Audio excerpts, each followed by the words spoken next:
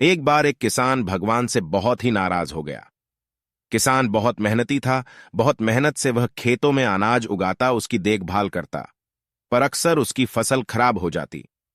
कभी सूखा पड़ जाता, कभी बाढ़ आ जाती, कभी तेज धूप, कभी आंधी, कोई न कोई कारण बन ही जाता कि उसकी फसल खराब हो जाती।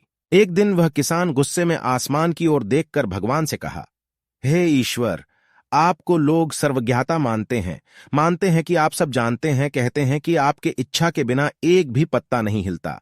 पर मुझे तो लगता है कि आप छोटी सी छोटी बात भी नहीं जानते। आपको तो यह भी नहीं पता कि खेती बाड़ी कैसे करते हैं।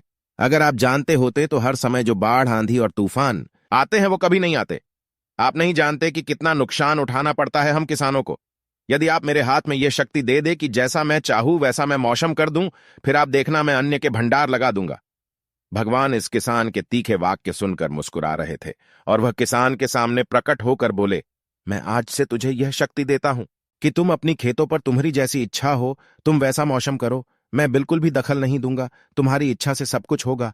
किसान बहुत खुश हो गया। किसान ने गेहूं की फसल अपनी खेतों में बोई।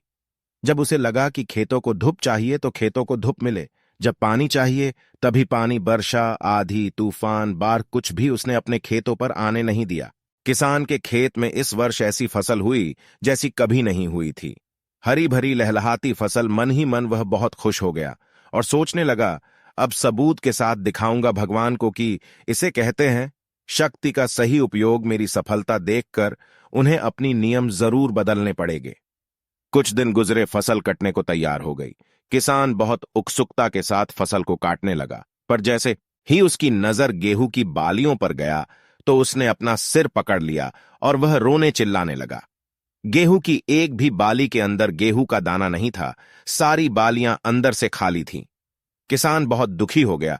उसने भगवान को रोते हुए फिर पुकारा, हे प्रभु, तुमने ये मेरे साथ क्या किया? क्या तुमने मुझे कोई सजा दी? भगवान बोले, पुत्र, ये तो होना ही था। तुमने पौधों को संघर्ष करने का मौका ही कहा दिया ना, तो तुमने उन्हें आंधियों से जूझने दिया, न तेज बारिश से सहने दिया और ना ही धूप में तपने दिया। एक भी चुनौती का सामना तुमने उन्हें नहीं करने दिया। इसीलिए सारे पौधे अंदर से खोखले रह गए। जब आंधी, तूफान, तेज बारिश और धूप पड़ती है तभी ये पौधा अपने अस्तित्व को बचाने के लिए संघर्ष करते हैं। और इसी संघर्ष से एक बल पैदा होता है जिसमें शक्ति होती है, ऊर्जा होती है। और यही ऊर्जा पूर्ति तेरे गेहूं के दानों की तरह जो नहीं फूटी, तूने उन्हें कठिन परिस्थितियों से गुजरने ही नहीं दिया जहां उनके अस्तित्व का जन्म होता। सारे बालियां इसीलिए खाली है।